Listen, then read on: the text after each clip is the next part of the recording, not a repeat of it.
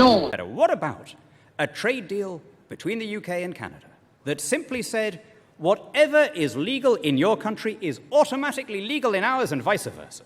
That this applies to services, it applies to professional qualifications, we trust each other's regulators, we are creating a proper market for the consumer, not for big business.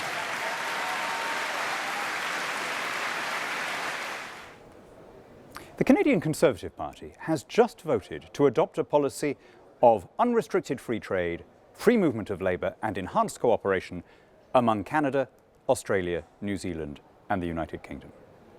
This policy, known by the acronym CANZUK, feels like an idea whose time is coming. It's supported by large majorities in all four of the putative constituent countries. Now, it's worth dealing with the two counter-arguments that are usually made against it. Some people say that it's colonialist, it's Empire Mark II, and some people inevitably say that it's racist because they say everything is racist, it's how they see the world. It's just worth having a look at those two contentions. The essence of CANZUK is that it rests on interoperable systems. Countries can meet each other's specifications, recognize each other's standards without qualifications when their systems are basically compatible.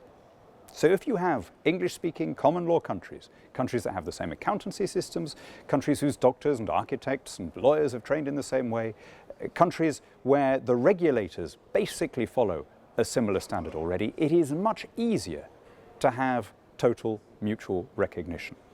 CANZUK in that sense rests not on sentiment, but on something very current, very forward-looking, namely the ability to go for complete reciprocity. As for the idea that it is somehow racist, that it's about preferring free movement from majority white countries, really, what century are the critics living in? I mean, they accuse Eurosceptics of being nostalgic. For the record, 22% of Canadians are ethnic minority, 26% of New Zealanders, 15% of Brits. Australia doesn't keep figures, but it's probably around about 12%, much, much higher than the European Union, which the people who oppose CANZUK generally want to have free movement from. This is not about colour. It's about a community of values that gives public support to the idea of being able to have closer relations. And we shouldn't be shy of saying that. We speak the same language, we sing the same songs. It was that proximity of values that dragged millions of young men across the oceans in 2 world wars to defend a country on which in many cases they'd never set eyes. The idea that all of that is now meaningless is absurd. And if the critics can't see it, I'm glad to say the voters can.